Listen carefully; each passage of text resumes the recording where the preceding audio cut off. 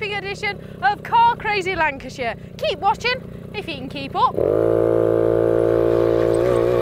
And on today's show, we've got some more classy chassis in Lou's classic cars. You'll get to see more Formula One experience. And we meet a proud owner with a beauty. It's an Evo 5. Now I'm quite sure I've managed to find Lancashire's most enviable car and the owner. It's Peter here with his Mitsubishi Evolution 5. Peter, okay. What a stunning, stunning car. I mean, it's so bright anyway, you can't miss it, but come on, let's have a good look. Time to get the lowdown on this one. Okay, now, Louise. From the front, go on, take it away. What we got? Right, I'll just open the bonnet first. Wow. Right. It's basically a standard Mitsubishi Evolution on the engine side. I've done a little bit of work to it. We've changed the dump valves. We've had the limiter removed off it because they are limited when they come in the country to 115 miles an hour. Is that all? Yes, that's the way they come over from Japan. Okay. So we changed the dump valve and we've done a few slight engine modifications on the air filter and things like that. It's now up to 350 brake hoist, but I would like eventually to have it up to 1,000 with a nitrous oxide kit. Steady yourself, Peter. Right. Go on. Okay. Okay, so let's move on round to the side. Right. As we do, I've got to mention these gorgeous, gorgeous wheels. Now, you've had these imported from Italy. Yeah. Tyres and all. Go on, tell us what size. Right, they're a 19-inch rim with a 8-inch front wheel, a 9-inch back wheel, and they're a one-off at the moment. They're experimental from Italy, just for the Evolution. They are absolutely stunning. Right. Gorgeous, gorgeous. Right, let's move on to the back here. And we've got something rather special in the booth, haven't we? Yeah. Because this is no ordinary car in the back. No. Right, take it away. Okay. Are we ready for this? Yeah. Wow. In the back here, as you can see, you've got an equaliser there with 2 amps on the side. Yep. You've got 2 speakers on the back here. Underneath here, you've now got a car navigation system. On the opposite side, you've got the stack system. In the middle, you've got the video recorder. It's producing roughly 1,000 amps at the moment, but we could have it up to, but it's quite sufficient that for what I wanted. Now then, Peter, I don't really want to leave all this lovely goodies behind me, but come on, let's have a look at the inside, okay,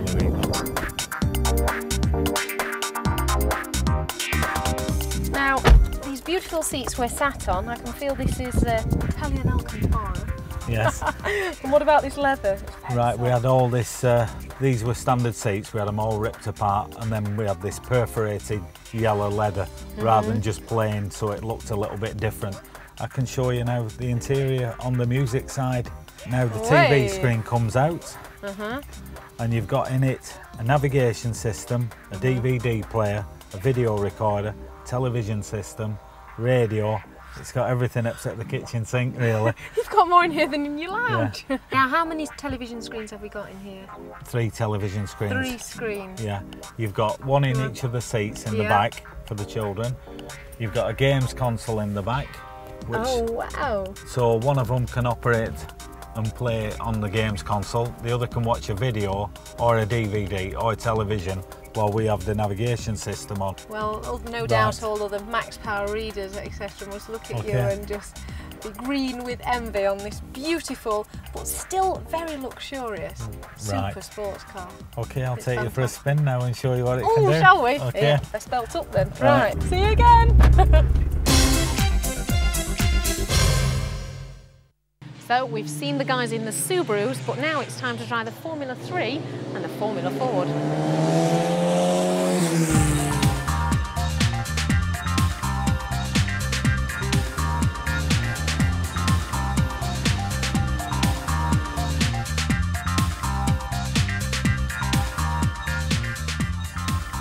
I've caught up with the guys as they test their nerves with a little bit more power. They've gone proper race style now. No airbags in these babies, and not much room for error. Let's see what they think. Now then, David, first time? Absolutely.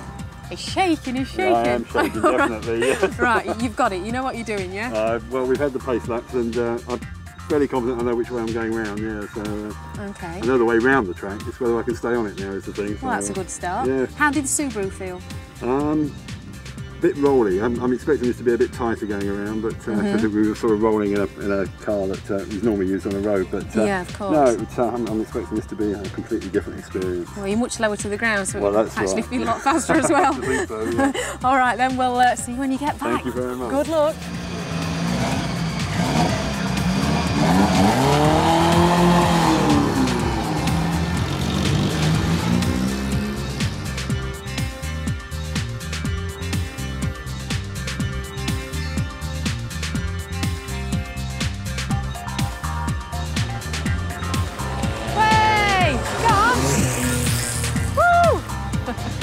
I can do better than that.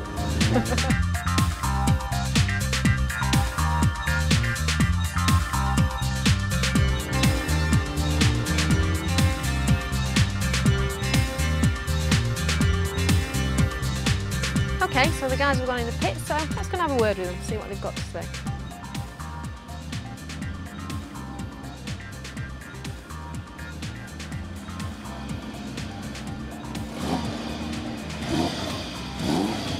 How was it? Absolutely excellent. You're shaking? It was. A little way, the adrenaline starts buzzing. You know? Oh, I can imagine. Especially when you get overtaken. You don't like that, do you? No, not at all. So as fast as you can into those corners next time. As fast as you dare. Don't touch the brakes. It could go faster in someone else's hands, as fast as you dare.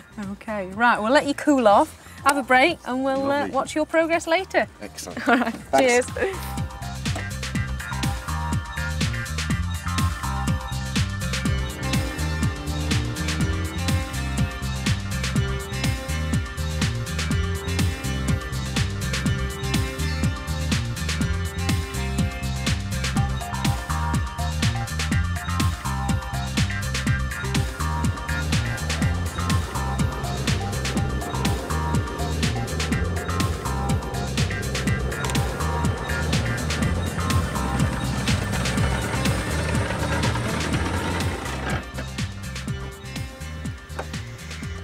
Phew. Are you all right? I think so, yeah. My goodness. Absolutely the most amazing feeling. Oh, you just don't feel as if you're doing the car justice. You know it's got so much more it can do. Really? The car's just hanging onto the road like nobody's business. There's no feeling quite like it. Did you feel like you wanted the straights to carry on? Well, it is, yeah. I mean, you put your foot down and you think, oh, you just arrive at the corner so quickly. It's just quite frightening, really. And your head's backing against the back of this as well. Oh, and your helmet. And you think, oh God, what's going on? It's just wow. Outstanding, absolutely outstanding. So we've seen the guys upgrade to a Formula 3 and a Formula 4, but join us next time when they'll be experiencing Formula 1. I tell you what, I'm putting my brown underpants on for the Formula 1. Extraordinaire.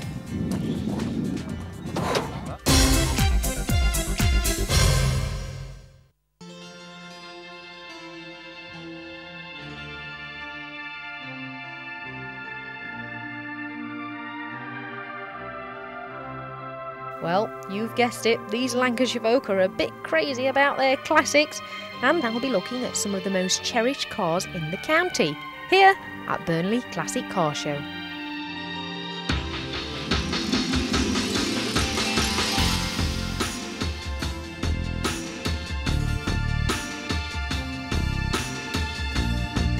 Now, even though we're in Burnley, in Lancashire, we've managed to find a bit of USA culture. And here it is, it's a Ford F100, is that right, Dave? That's right, yep. Okay. F100 pickup. Now tell us a little bit about it. Why have you got it, why have you got a pickup, basically? Just something different to the next door neighbour, more than anything. Is. The next door neighbour hasn't really got one. I see. It turns a few heads, I guess. Yes, oh yeah, they do. They usually do American vehicles because they are different. Yeah. Have you had an American vehicle before? This is about my 4th or 5th. One. So you are a big fan? Oh yeah, love them. Now, the colour of this car has been changed, I take it? It has. It was originally green and white, and a horrible colour of green. Okay. So we decided that we wanted a colour change, so we did everything, you know, the inside and the outside of the vehicle as well. You've spent quite a lot of money on it, I take it, to get it like this. A reasonable amount of money.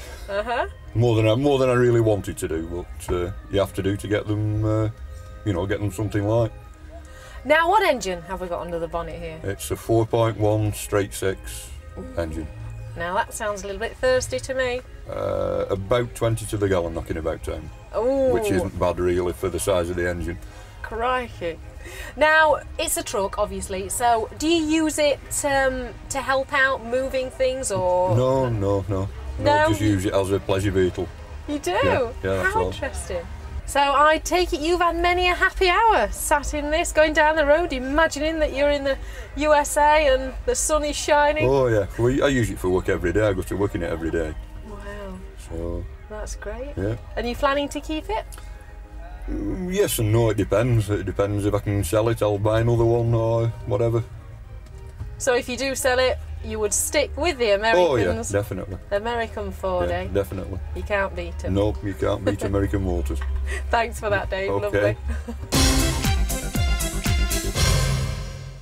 And join us after the break here in sunny Blackpool as we take a trip around the TVR factory. See you then.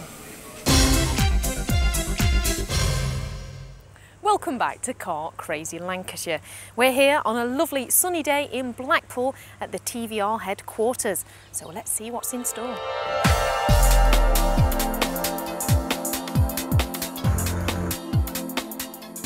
I was shown round the factory by Ben Samuelson, Head of Marketing and Communications for TVR. Our first stop, the chassis department. Okay, start of the factory tour, and Ben here is going to tell us all about it. So what is the first stage of a TVR? I suppose it's the steel has been cut and bent to shape and length before it comes into here. Yeah. And then it goes onto a jig like this, which precisely locates all the steel tubes, and then it's spot and then seam welded to make up the sort of fourth rail bridge type job that you see, which actually provides all the structure of the car. So you hang the suspension off it as well as you're putting the engine in, and the bodywork itself is really not load bearing, it just sort of sits on top, which is like a racing car, for instance, or like an older car. But that gives us the advantage, because we're building mainly convertibles, of building stiff cars but light cars. Once the chassis is complete, of course it needs a body, or shell if you prefer. Now these are all made from fiberglass and have to go through many processing stages before being finished. Baking in the oven and sanded down by hand are just a couple of these procedures. Now then, it's all a little dusty in here, so we've come from the gluing room. What actually happens in here? Well, as the body comes out of the mould, it's completely shiny, and it has joins where the different parts of the mould have been jointed together. So the whole body has to be sanded down, and the parts where you've got those edges and those seams have to be filled and sanded and filled and sanded. We get through an awful lot of wet and dry, I can tell you. So that once it's been primed and painted, you can't see anything but a totally flawless surface. Such a unique product, isn't it? Okay then, Ben, let's move on. Now then, Ben, this department's looking rather sporty, so what's going on here? Yeah, we're in the toy shops, really. This is the racing department. We have our own one-make race series with about 40 cars in it, of which we prepare, I suppose, half a dozen here, and we build new cars over the winter to replace these sort of demolition derbied ones that disintegrate over the course of the year. They've got 460 brake horsepower, which is as much as anything does on the road, but they only weigh 840 kilograms, which is less than a Metro or something like that. And we've had people like Nigel Mansell in it and Colin McRae, and they all agree it is the most fun form of racing that you can get, simply because of how exciting they are to drive and how close it all is. Oh, I can imagine. Of course, for you, that's perks of the job, isn't it? Well, you know, it's development. It's a very serious thing that has to be done, and a means of winding up the gaffer. I understand. Okay, well, this is very impressive, but shall we see some more roadworthy ones? Yes, of course. Okay, off we go. And just as we're about to leave, this huge beast caught the corner of my eye, and it's got no bonnet. But Ben, what is it? This is the only car that makes those outside look weedy. It's got 880 brake horsepower and doesn't weigh that much more. It's a Cerberus Speed 12 and is the biggest and the baddest of the lot of them, really. It's, by comparison, a McLaren F1, you know, which was the fastest car in the world, has 250 brake horsepower less and weighs about another 200 or 300 kilograms. So it's sort of mildly nippy. Ferret down a drain pipe, I suppose, is probably the best way of describing it. But Ben, how much is a car like this worth? Difficult to say with this one, because as the #1 race car, it represents millions of pounds worth of investment. But we will be selling them. The next one we build will be a road car for a customer, and the customer's paying about £187,000 for it. Wow. Yeah, well, I know it's quite expensive, but just for the noise in itself, it's worth it. Now this car to the left of me, just here, is at the stage known as Moses's toenails. So it's actually beam primed, but it may still be a little bumpy, but you might not be able to see that with the naked eye. So the next stage, the primer is actually sprayed with a black paint, and if there are any abrasions or rough surfaces, the black paint doesn't actually soak in, so it shows. So for instance, just here, there's a little primer drip there, and of course the black has congealed around it. So that's followed by the next stage, those guys over there rub out those black marks, get it nice and firm, ready for painting. Now, as we all know, the TVRs you've seen flying around are usually in the most amazing colours. So then, can any customer have any colour they want? Yeah, we've got 10,000 on our computer, but you can do your own special one-off colour. We had one lady, for instance, who sent up her ski boots, and we matched the colour precisely of her ski boots for her Cerberus. We've managed to find one paint finish that is so extraordinary. It's about 4 or 5 different colours depending on how the light falls on it, but it's about £2,000. Now, do you know what? I've got this really lovely nail varnish at home. You know, if I happen to send it in... That could be difficult. Depends on the colour, though. Yes, we might be able to do it. OK, we're on. Right, Ben, so this is the engine build room. How many different types of engine do we have altogether? We actually manufacture 3 of our own engines. This is the straight 6. We've been building these for about 18 months, I suppose. We have a V8 and we also have a V12. It is very rare for a company our size to build our own engines. Most people will go out and buy engines from other people or modify other people's engines. Even when McLaren did their car, they had a BMW-based engine. We've been using the Rover engine for a long time before we started doing our own.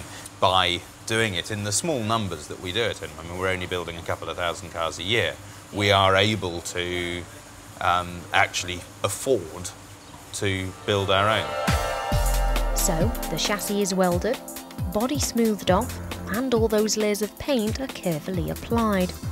All it needs now are those finishing touches. You know, the usual, the wheels, dials, heater controls.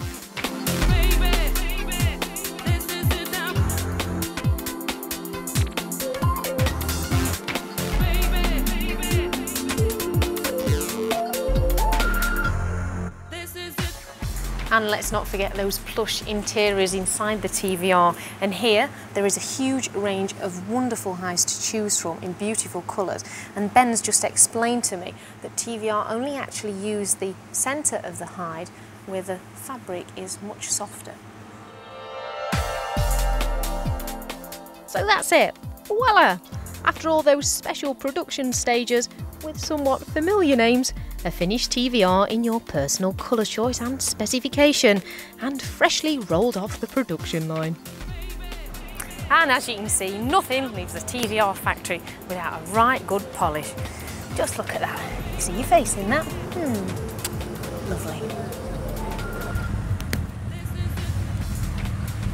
I've had a fantastic time here today in Blackpool at TVR, and guess what? I've managed to blag myself a ride.